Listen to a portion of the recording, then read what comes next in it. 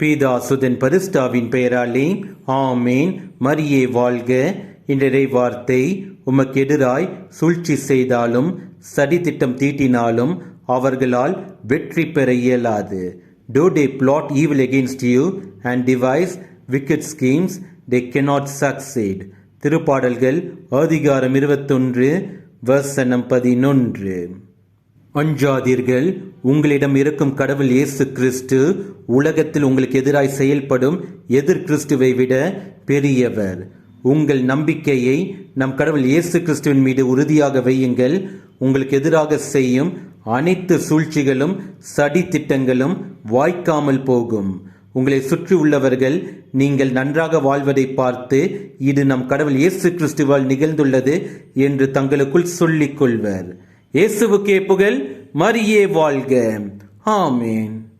அஞ்சாதே அஞ்சாதே, நான் என்றும் உன்னோடு, எந்த துன்பம் வந்தாலும் என் அன்பு உன்னோடு.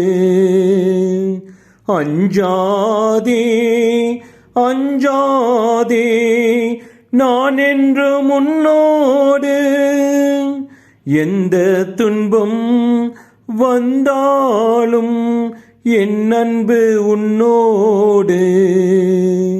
குன்றும் அசையலாம், கூகைகள் பெயரலாம், உலகம் முழுவதும் உன்னை வெறுக்கலாம்.